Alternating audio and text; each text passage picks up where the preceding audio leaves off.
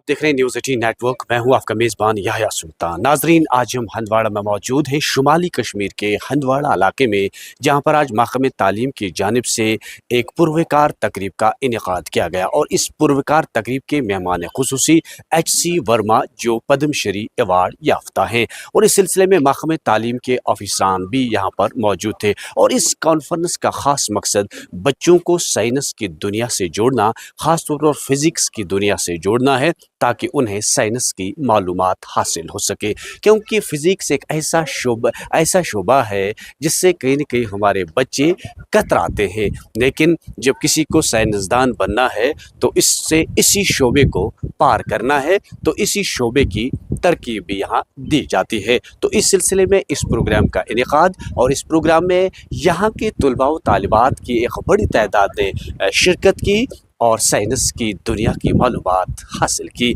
आइए हम इनसे बात करने की कोशिश करेंगे। तो इस प्रोग्राम के मुतल्लिक जानकारी हासिल करने के लिए DPO कुपवारा इकबाल शाह साहब, उनसे बात करने की कोशिश करेंगे। आया इस प्रोग्राम का मकसद और मुद्दा क्या था?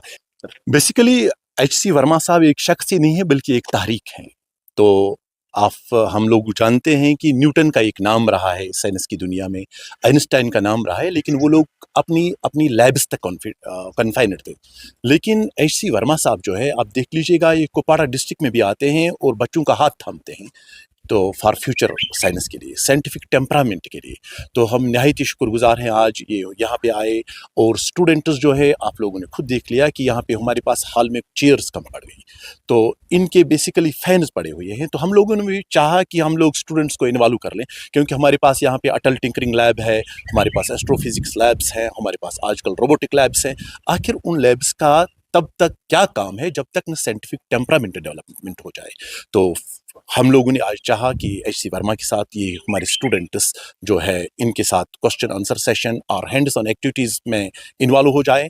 तो अल्हम्दुलिल्लाह आप लोग देख लोगे कि इसके देरपा नताइज होंगे, साइंस की एक हवा चलेगी और जिसमें हमारे स्टूडेंट्स जो है का रहनुमाई अंजाम देंगे। इस तरह की शिक्षा आप आज यहाँ के बच्चों को दे रहे हैं? ये शिक्षा हम लोग पूरे हिंदुस्तान में दे रहे हैं, और मेरा कुछ खास नहीं है इसके अंदर में। एक बहुत बड़ी ऑर्गेनाइजेशन है, Indian association of physics teachers, उसके एक प्रोग्राम चलता है जिसको हम अन्वेषिका कहते हैं। वो लैब्स होते हैं जगह जगह पर, बहुत जगह अलग अलग शहरों में लोगों ने लैब बनाई है। तो अपने जम्मू कश्मीर में भी उसके 2 लैब्स हैं, 2 अन्वेषिका है। एक उधमपुर के अंदर में है और एक अपने श्रीनगर के अंदर में है। तो वो अन्वेषिका के सभी जितने भी केंद्र है, हमारे जितने सेंटर्स है, सब जगह हम लोग यही कोशिश कर रहे हैं कि जो साइंस है, साइंस स्टूडेंट्स तक जो पहुंच रही है, वो केवल इक्वेशंस में, फार्मूले में, डेफिनेशंस में, कागजों में नहीं रह करके साइंस जो है वो दिखनी चाहिए। साइंस केवल पढ़नी नहीं है, साइंस को देखना भी है। हम किसी चीज़ को देख करके ज़्यादा अच्छा समझ सकते हैं, बजाय कि उसका डिस्क्रिप्शन सुनने के से जितना समझ सकते हैं, उसे बहुत ज़्यादा हम समझ सकते हैं अगर देख सकते हैं। तो हम लोग अपने अन्वेषिका में यही कर रहे हैं कि हम साइंस जो पढ़ाते हैं, क्लासरूम में जो साइंस पढ़ी जाती है, एग्जाम में नंबर लाने के लिए वो अच्छा है, उसको याद करो, किताब पढ़ो, नंबर लाओ, खूब सारा नंबर लाओ। लेकिन अगर उसमें अपने को ताकत हासिल करनी है, साइंटिफिक स्ट्रेंथ अपने में करना है, तो फिर जो हो रहा है एक्चुअली, जिसका वो डिस्क्रिप्शन है किताब में, उसको देखना जरूरी है। यहाँ पर इस तरह की शिक्षा आप दे रहे हैं, क्या इसके फ्रूटफुल नताइज सामने आ रहे हैं? बहुत ज़्यादा, बहुत ज़्यादा। हमारे स्टूडेंट जो इनको देख लेते हैं एक दफ़ा, फिर उनको किताब भी अच्छी समझ में आने लगती है। अगर आपने हाथी देख लिया है और उसके बाद हाथी का पाठ पढ़ रहे हो किताब के अंदर में कि उसकी पूंछ इतनी लंबी होती है, पैर इतना मोटा होता है, तो आपको ज़्यादा समझ में आएगा ना।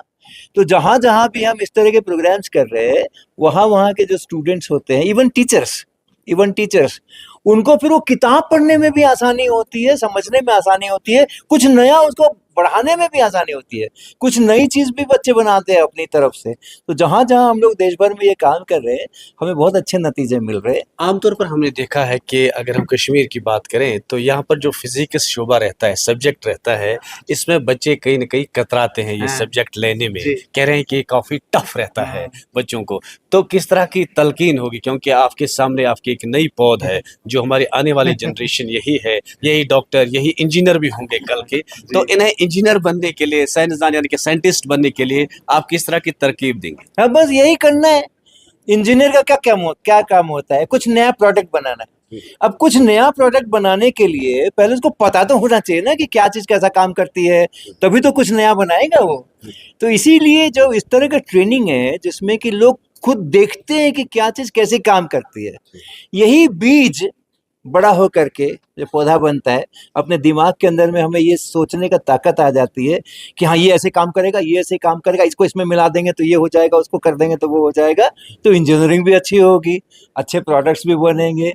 तो अपने को केवल किताब में नहीं रहना है। मेरा मैसेज यही है कि अपने को किताब पढ़ना है, किताब का लिखा हुआ है उसको समझना है, याद करना है और अच्छी तरह समझना है, इम्तिहान में अच्छे नंबर लेके आना है।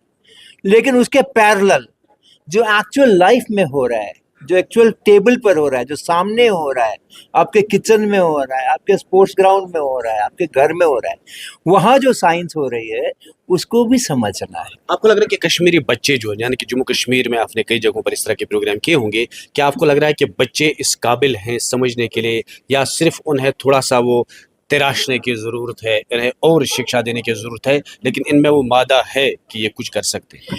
ये जम्मू कश्मीर की बात नहीं है, ये पूरे हिंदुस्तान की बात है। पूरे हिंदुस्तान में हम सभी जगह पे जाते हैं, साउथ से ईस्ट और वेस्ट और नॉर्थ, सब कुछ करते हैं हम।